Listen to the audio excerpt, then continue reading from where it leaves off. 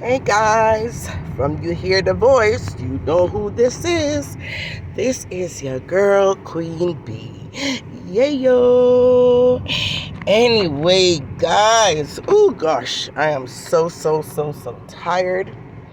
Working 2 jobs is a no joke, I tell you. Yeah.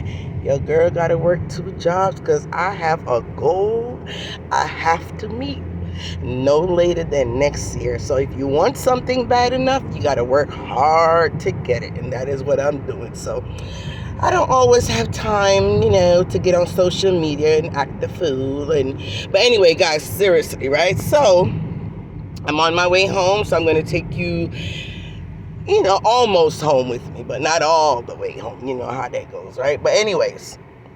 So tonight I really want to touch on several topics, right? So I'm going to go right down the line as quick as possible, give my views, keep it moving, and call it a night.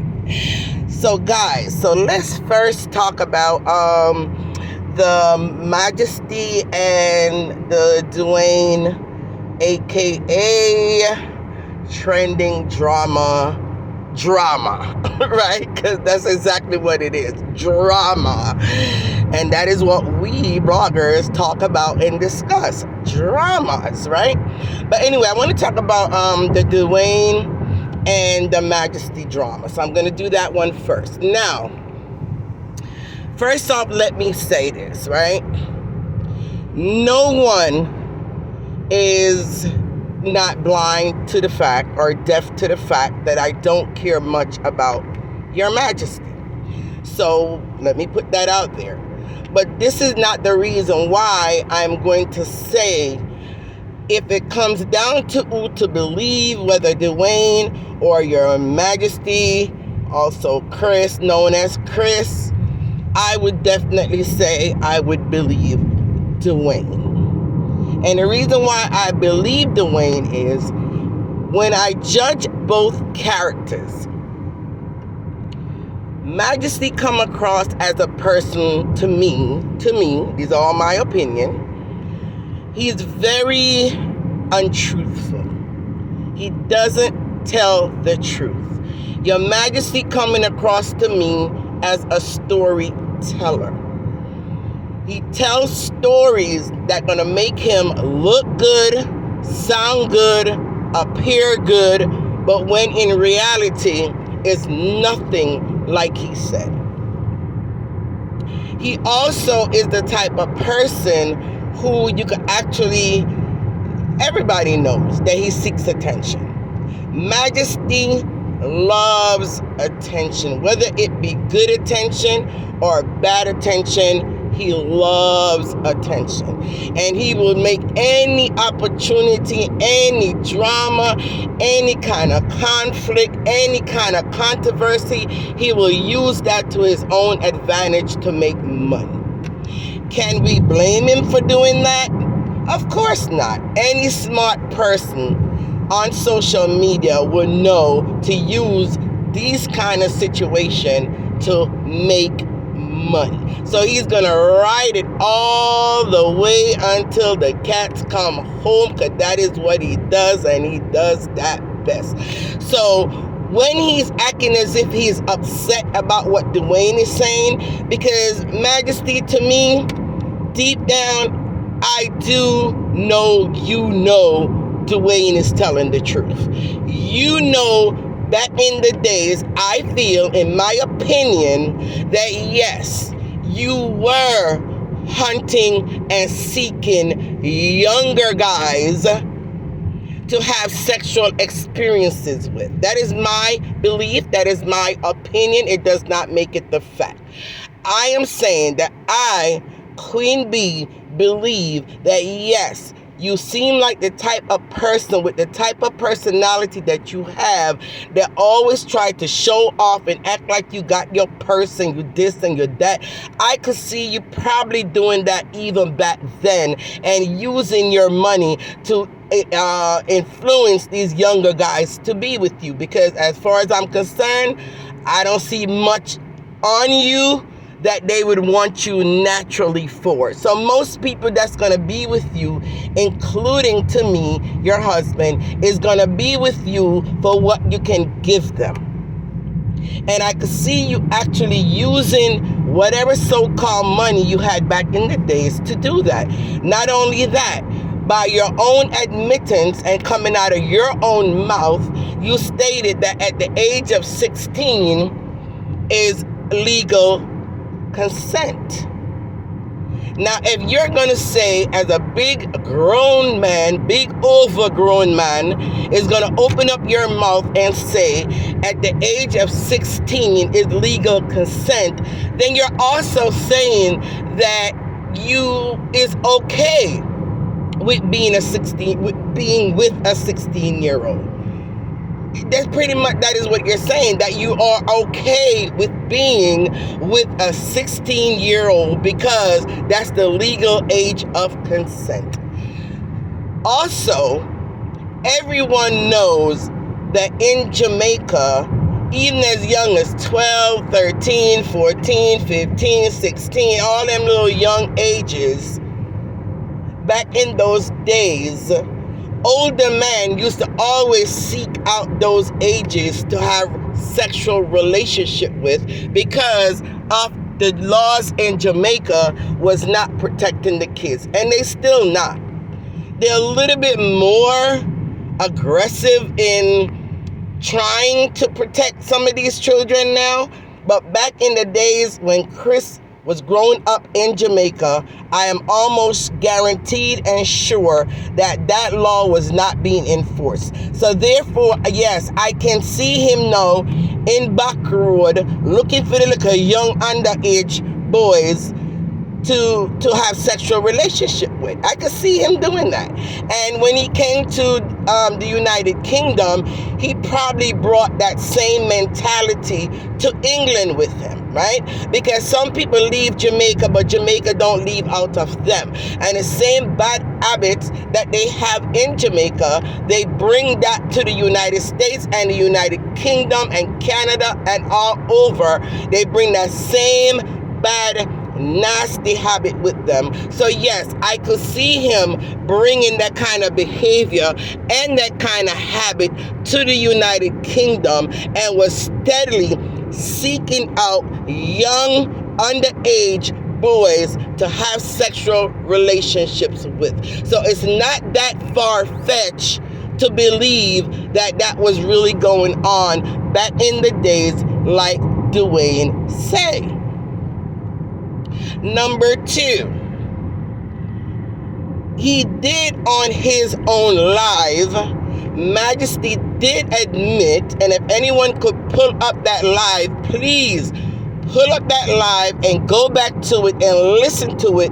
When the first time him and DWYANE kicked off, is one thing that Majesty said in his live is how cute and how good looking DWYANE was back in the days. He was slimmer, he was good looking, he looked hot, and Majesty in that same video admit that even him himself, when they look DWYANE and would have want to, you know what, dugu dugu and in booty-o, right?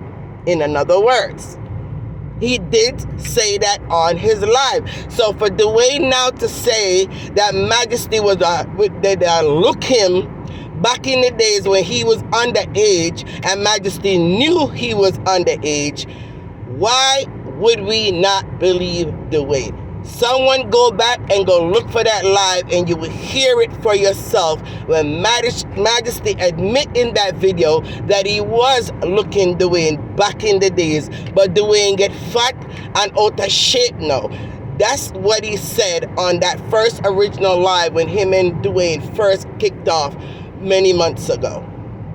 So why should we not, now that DWYANE decided to come out with some of the information that he have on Majesty, why should we now say DWYANE is lying? Majesty, you know DWYANE is not lying. And the reason why, like many people saying, well, if Majesty was, what was guilty, why would he go and report Dwayne to the police and this and that and whatever? People, I've gotten to the point now where it doesn't matter what I see on social media. I don't care what camera they have rolling. I don't care what role play is being done in front of the camera. As far as I'm concerned, this is social media, and I cannot believe everything I see or hear on social media, because people have a way to set up people to do all kind of skits and pretend to do this and pretend to do that. That could be one of the reasons why it appears like he reported Dwayne. Another way, maybe he himself is thinking that Dwayne don't have enough information and Dwayne don't have enough evidence to prove what he's saying. So therefore, Majesty do look like the type of person that would take a gamble. Because at this point, he's fighting for his reputation, he's fighting for his brand, and he's fighting for his audience to not to believe what Dwayne is saying and end up losing his audience, which in turn is losing some of his income. So he will take that chance to gamble to hopes that Dwayne really and truly don't have any real evidence to prove that yes, he was a predator, and yes, he was looking him back in the days when he was underage. So people, let's see how this is gonna play out. On Dwayne's side, Dwayne Dwayne appears to be a little troublemaker. Yes, I do admit that sometimes, Dwayne, you do come across as a little bit of a troublemaker, and you do it in fun, and you make this little trouble in fun. And I do believe that you're the type of person that will make like fake pages and go on people's page and kind of start up war with people and maybe not just you, but I'm sure a lot of bloggers probably does that, because that's how they get their content. So I can't really just say you do it.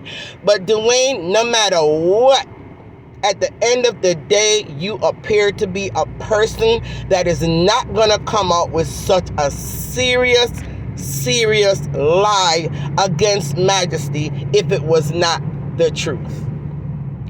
You don't appear to be that type of person that will actually go through the trouble and go through everything that you're saying and doing just to fabricate such a serious charge against Majesty unless it was the truth.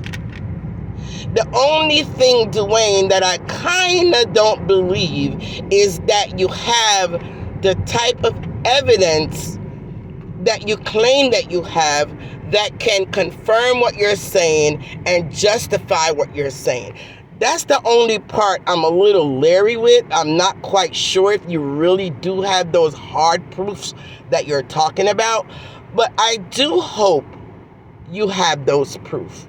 And I do hope you hold on to those proofs until you see the outcome of whatever quote unquote report that Majesty make. At that point, I would tell you, hold on to those proofs. Don't bring it to social media at all, because Dwayne, is one thing I learned on social media. When they don't like you, it doesn't matter if you take Jesus off the cross and say, yes, this is Jesus. As long as it's somebody that they don't like, they're not going to believe you.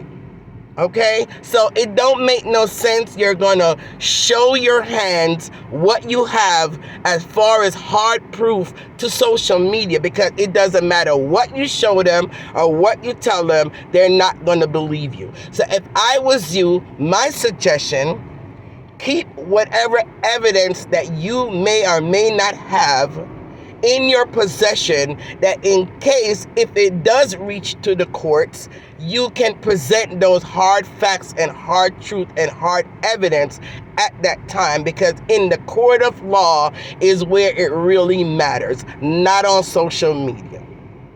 So that would be my advice to you. All right. Anyway, guys, that's it for those two. Next, I want to touch on the whole Miss Richie's death and the whole Miss Donna situation concerning the death of Miss Richie, the funeral that's probably going to be coming up, and the autopsy, and the this and the that. And I'm going to give you my quick sense on that, okay? All right. So as far as that is concerned, watching the video of Miss Richie and Donna the day before, Miss Richie did appear as if something was wrong with her. She did not seem her same jubilant self, happy self, you know, even when back in the times when, you know, she used to shun Donna and said, don't touch me, I'm not talk to you.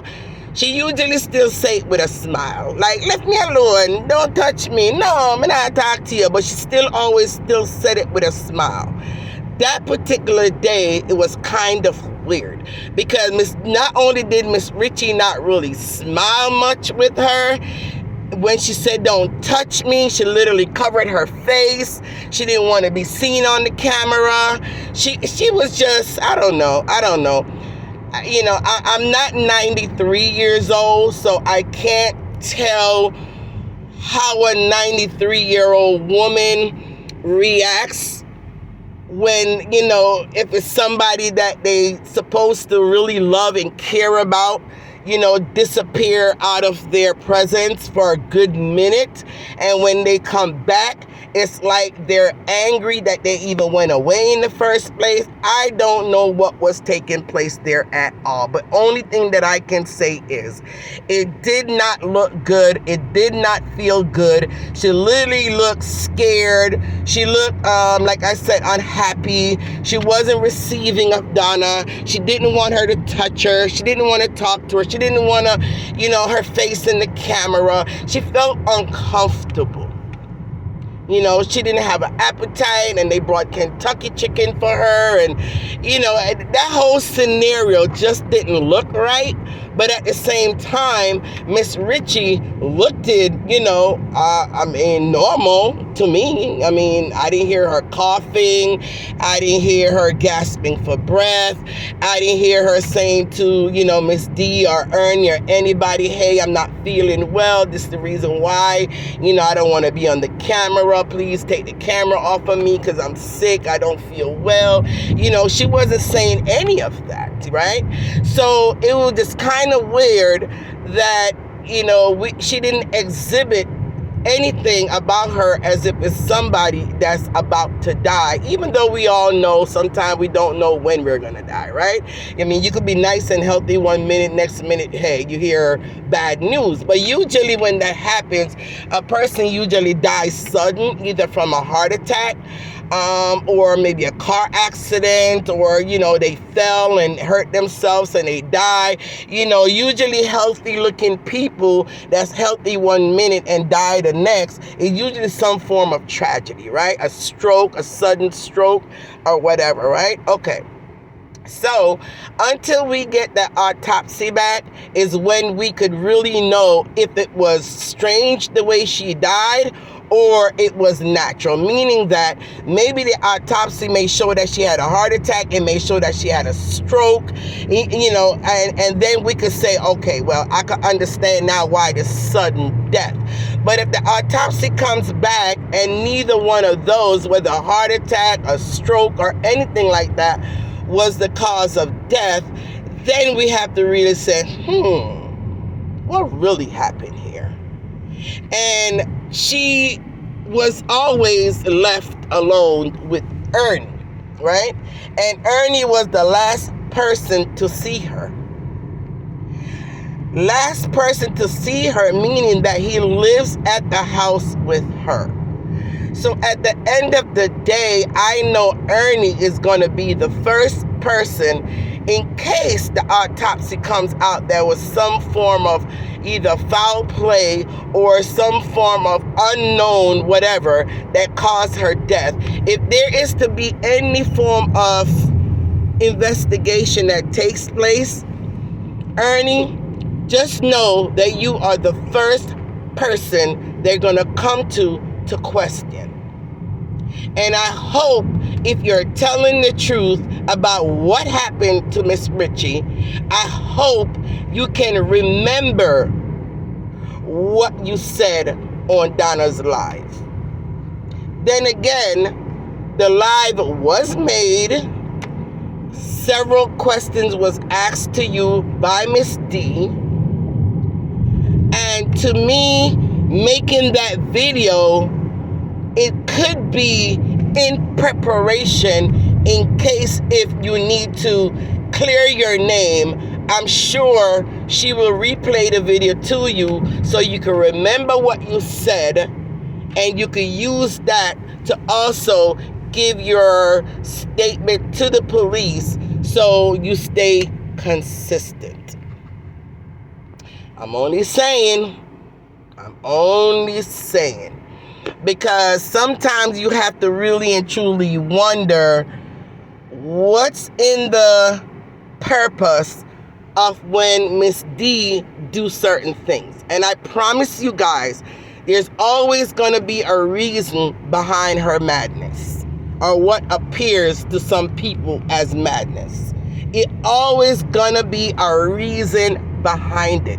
She did not put Ernie in front of that camera and ask him 1,010 zillion questions just for the fun of it. I'm sure there's a reason behind why all those questions.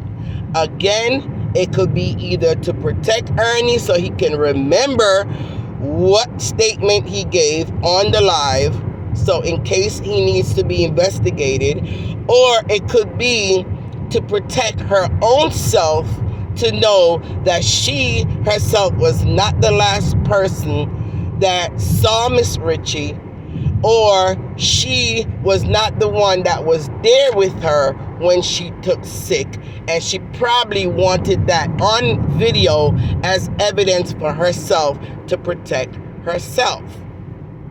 Who knows? But let's see. So guys, again, condolences to Miss Richie's family, if she had any. It's so heartbreaking, believe it or not, that she passed the way she did, apparently, probably without any loved one next to her. And I hope and pray that she went in peace and she was not feeling any pain. Rest in peace, Miss Richie. You will definitely be missed. Yes, she used to give us some good laughs. All right.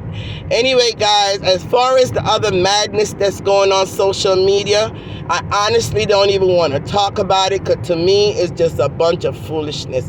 This whole thing with Miss Jem and, and with Marcia, I'm not even going to tell you don't answer, because it's a waste of breath anymore to tell you don't answer. I already told you guys, minus the derogatory names. We're not going to go over that again. But I already told you guys that is definitely a formula there that's created on social media of how to get your page built.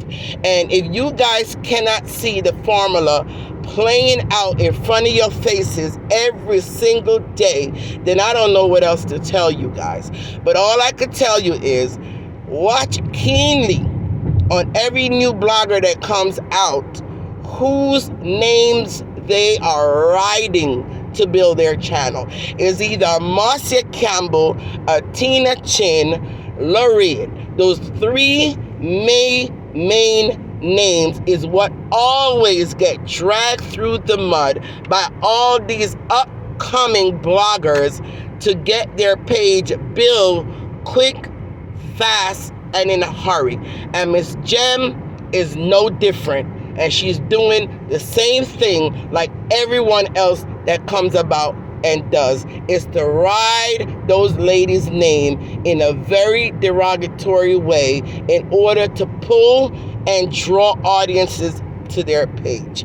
All right? So if you guys cannot see that and Marcia cannot understand that, to not be responding, then there's nothing else I have to say about any of those other madness going on social media.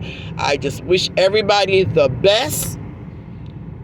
And I wish that eventually one day that you guys will take away any kind of content from us bloggers by just finishing off with all this drama and all this war that keep popping up on social media. Without you guys, there is no us, unless we come with something more positive, which of course we all know is not going to go anywhere, because no one wants to see anything positive. And that's just the fact when it comes to social media.